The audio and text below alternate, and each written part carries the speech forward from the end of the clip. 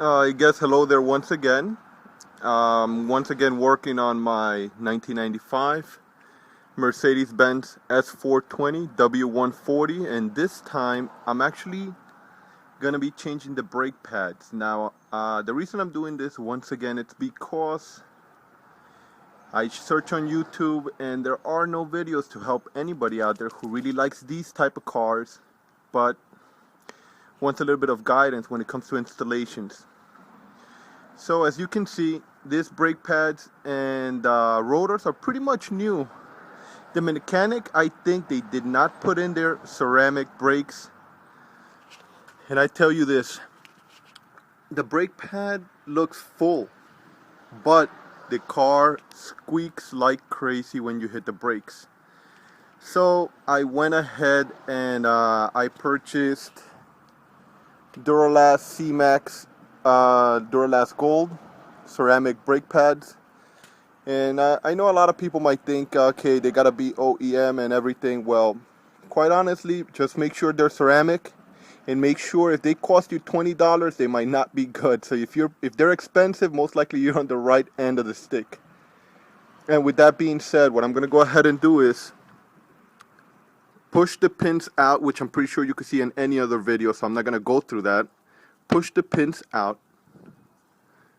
They're gonna be pushed out back here. Disconnect the sensors, remove the noise canceling pin, and pull the brake pad out. Quite honestly, it should be fairly easy. But just giving you a look around of what the S420's brake system looks like. So let me go ahead and begin. You can see I've already pulled out one of the pins. Very easy to do. Once the pin got pushed in when it was flush against the brake caliper, I used this. It's a piece that I had laying around in the garage, and I put it inside the hole and finished it off. And as you can see, the pins shouldn't be all that hard. Look, I haven't even touched this one, it already came out. And if you want to keep it that simple for your next for your next do-it-yourself brake pads change, spray some WD-40 on it. It keeps them simple for the next time when you want to take them out. Now, this was super easy to remove. Remember, if you feel any resistance when removing a sensor, don't pull it. You might be pulling it from an awkward angle. Use pliers, monkey wrench, anything, and then just softly. Should come out gently. If it's hard, find out why before you start pulling on things. Now, here is the noise preventing clip, and there are your brake pads. Here, 1, 2. Second thing you want to do is, in AutoZone or any auto shop, not to promote it anywhere, you could buy one of these. It's a spreader. I forgot the proper name of the tool. I think it's brake pad spreader or brake cylinder spreader. Buy it. Fits in like this. Allows you to push the caliper in.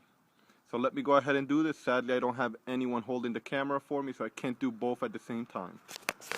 So as you can see, this is the function of the caliper or brake pad spreader tool. Basically, you're going to have to remove one of these pins.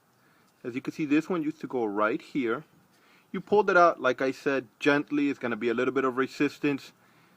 Don't pull on anything. Find out a way for it to come out smooth. Then you will be able to place the tool right on the inside part of the brake pad.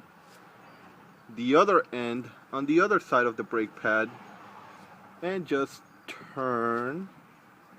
And as you can see, it's done. Now I'm able to just pull this thing out. Like I said, I can't hold the camera and do both at the same time, but there it goes. Now this should come out quite easily. Little bit of resistance. You still don't pull. Grab. little by little. There you go. Use your head, not your strength. And there you go. The whole piece came out. As I can already see, I don't like the way any of this looks. It looks odd. It looks not right. Something's not right about this brake pad. Although it's new, as you could see, it's not too convincing. You hear squeaky noise, try sprays, try all that, but at the end of the day, it might just be the brake pad might not be good. And mostly in a car this big and heavy, keep in mind, this car is pretty much 2.5 tons. You might want to have these things checked out or do it yourself more often than you feel you should. As you could see, I don't like the way any of this looks, so let me show you the new ones. Hold on, let me call my dog. Sandy. Alright, sorry about that. My dog is back. God knows where it went, but it came back. Sit. You don't do that, Sandy. You gotta be a good girl. Alright guys, let me show you the brake pads. Alright, see, Duralast Gold C-Max, not endorsing any products here, but it's worked. And look how they come. I'm pretty sure you haven't seen brake pads come this way. Their little fancy sponge makes me feel special. And look at the brake pads. Ceramic. Look, Sandy. Ceramic. Yes, quality. Now, they already come with a shim in the back, so you don't have to buy a separate one. They come with everything you need. As a matter of fact, they even come with the new replacement for the silencing clip. Here's a new one. Look at that. My own mechanic wouldn't do that for me. And a little bit of brake grease. And it's organic, whatever that means. And the sensors actually come with their own brake pad sensors. So I might not even need the ones I already have. I'll probably end up just keeping, and let me see if there's an adapter for the other sensors. Nope. So I think I'm just going to end up keeping the sensors and just save them. So I'm going to have 4 unused sensors. So let me go ahead and begin the installation. Look at the ones that were installed in my vehicle. I hope you can see clearly. Awkward looking. Look at the ones that I just purchased. Yeah, I think there might have been a miscommunication. So let me go ahead and put this in. Like I said, I wish I could hold the camera as I do this, but I will continue. All is said and done. Everything's out. I checked the calipers, pushed them in, checked for rust. Now, they're definitely not new. These calipers might need brand new ones probably. I'd say maybe in a year or two. So by then it should be fine. This came with a little bit of brake grease or an organic grease by all that. And so basically you know what to do with this. The basic things, you just grab a little bit. You could either apply it to the back part, not the front, back part of the brake pad.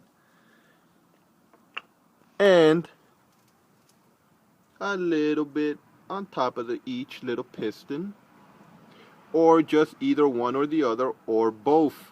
It's up to you, and it depends on how much you have. I only have a little bit, so I'll probably just put a little bit on the back of the brake pad or the piston. I haven't really decided. I'm probably just going to go with the back of the brake pad. And I'm going to go ahead and put them in.